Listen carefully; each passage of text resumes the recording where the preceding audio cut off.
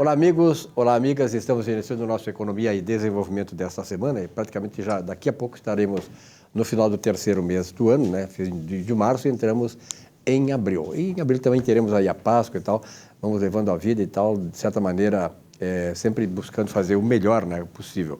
E aqui no nosso Economia e Desenvolvimento, lembrando que nós já estamos há 23 anos, começamos lá em 2000, há 23 anos no ar, tivemos várias passagens por canais abertos, fechados e tal, estamos aqui no Canal 6 já desde esse tempo também, né? Agradeço aos nossos telespectadores, realmente a repercussão é muito boa, porque nós temos o nosso programa sempre vai à noite, então à noite a TV tem mais audiência também, isso aí é coisa histórica.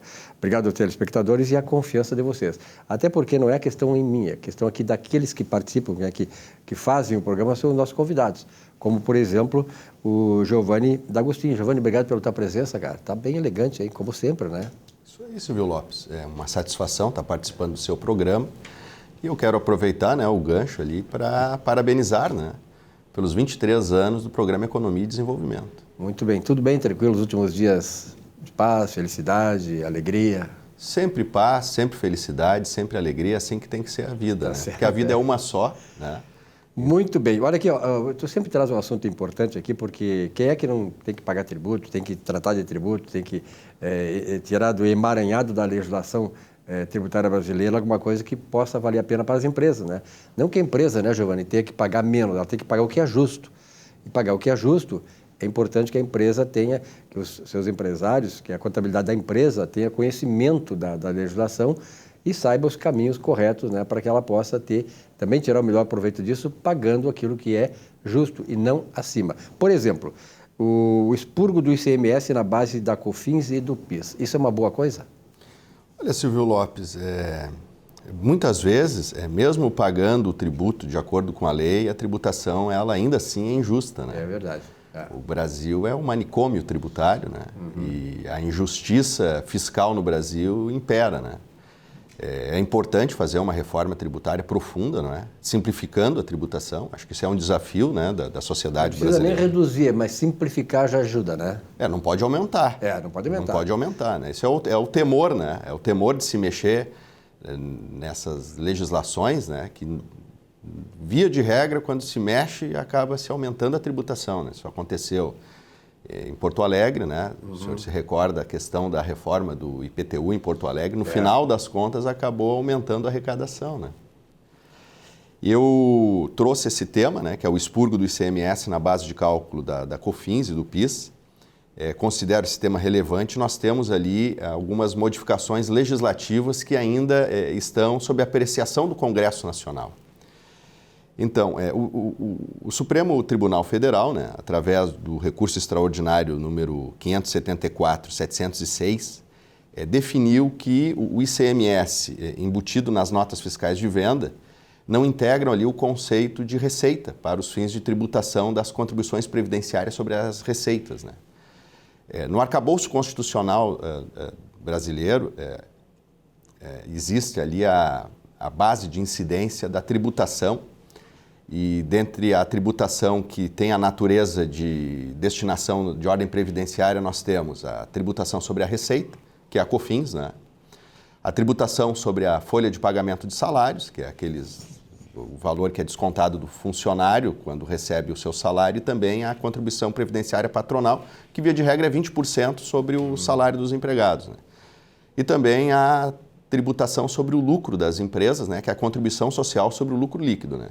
Então, nós temos a COFINS, a contribuição previdenciária sobre a folha de salários e a contribuição social sobre o lucro líquido, né? Então, a COFINS foi para o Supremo Tribunal Federal essa demanda para saber, né, se o ICMS embutido na nota fiscal de venda de mercadorias integrava o conceito de faturamento. E o Supremo definiu que não integra o conceito de faturamento e, a partir, então, da definição do STF, as empresas passaram, né, a expurgar o ICMS sobre as vendas da base de cálculo do PIS e da COFINS, né? E, de certa forma, a coisa está funcionando, né, com uma certa tranquilidade, e houve ali uma redução, então, da carga tributária da COFINS, né? A COFINS é um dos tributos mais relevantes sob o ponto de vista da arrecadação federal, né? E aqui tem um breve histórico que até o ano de 2003, a tributação da COFINS era 3% para todas as empresas, né? Então, as empresas levantavam ali o seu faturamento mensal, pagava 3% de COFINS e resolvia a questão do financiamento da COFINS, perfeito? E em 2013, então, sob o manto da não cumulatividade, o governo editou a lei, se não me falha a memória, a Lei 10.833, e essa lei permitiu, então, que as empresas deduzissem da base de cálculo da COFINS alguns custos e algumas despesas, né? E se dizia naquela ocasião que o tributo ia ser mais justo, porque se pagaria a COFINS sobre um valor agregado ali, né? Então, nós temos o faturamento, menos alguns custos e despesas, esse valor agregado seria a base de incidência da COFINS. O problema, Silvio Lopes, é que quando foram determinar a alíquota da COFINS não cumulativa, ela passou a ser de 7,6%. Então, nós tínhamos um cenário que era de 3% sobre o faturamento, passou a ser de 7,6%, né, dessa base da não cumulatividade, né? E com isso, na grande verdade, aumentou exponencialmente a carga tributária com a COFINS, né? Eu trouxe aqui alguns dados da Receita Federal. No ano de 2002, antes da implementação da COFINS não cumulativa, a arrecadação com a COFINS foi de 52 bilhões, dado da Receita Federal, ano de 2002. Ano de 2003 foi instituída a nova legislação, teve ali o período da transitoriedade. O ano de 2004, a arrecadação com a COFINS passou para 76 bilhões. Ou seja, houve um incremento de arrecadação de 48%. Né?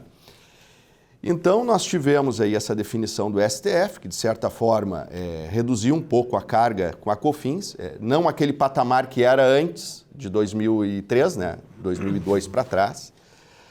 Mas, infelizmente, um dos primeiros atos do atual governo, né, do atual governo federal, em 12 de janeiro de 2023, foi editada a medida provisória número 1159. Né? O que diz essa medida provisória? Essa medida provisória, de certa forma, colocou dentro da lei a questão do expurgo do ICMS sobre as vendas do faturamento, né? Mas limitou a questão dos créditos. Porque o que diz essa medida provisória? Que sobre a compra dos insumos, o ICMS embutido no insumo também não pode ser objeto de adjudicação de crédito, né? Então, de novo, né, esse governo acabou aumentando a carga tributária na medida que reduziu o volume dos créditos, né, a base dos créditos, porque também expurgou o ICMS da base dos créditos. Aí, Silvio Lopes, a gente pode se perguntar, tá, mas é justo isso? Né? Pô, se não tem o ICMS no débito, também não teria que ter o ICMS no crédito, né? Mas não é bem assim, né? Veja que várias empresas, elas serão oneradas de sobremaneira, né? Vou dar um exemplo para o senhor. As empresas prestadoras de serviços. Então, as empresas que prestam serviços, elas não são contribuintes do ICMS. Porque, via de regra, o ICMS incide sobre circulação de mercadorias. Né? E essas empresas que prestam serviços, elas também são obrigadas a comprar insumos que são produtos, né, para aplicação no serviço delas.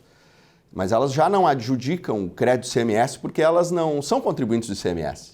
Né? O fruto da venda delas é serviço tributado pelo ISSQN. O que vai acontecer? Essas empresas, então, mesmo não tendo ICMS para expurgar nas saídas, terão que retirar o ICMS da compra dos insumos e vai diminuir a quantidade dos créditos, né, do piso da COFINS, então vai aumentar a carga tributária. Vai aumentar a carga tributária dos prestadores, né? E, por fim, há uma falsa ideia de que há justiça nessa sistemática que o governo tentou implementar, a medida provisória 1159, eu vou explicar para os senhores do meu entendimento. Quando o ICMS ele não é recuperável, quer dizer, quando a empresa compra insumo, um produto que tem insumo ICMS embutido, ele não recupera, aquele ICMS é custo para a empresa que adquire aquele insumo, né? O senhor vai concordar comigo? Claro. Né? Se a empresa recupera o ICMS, aí tudo bem, aí aquele ICMS não é custo, porque ele consegue recuperar na escrituração do ICMS, né? Mas quando não é recuperável, é custo. Como é que se forma o preço de venda dos produtos? Custo, né? Somatório de custos, né? O preço de venda é custos, mais despesas, mais margem.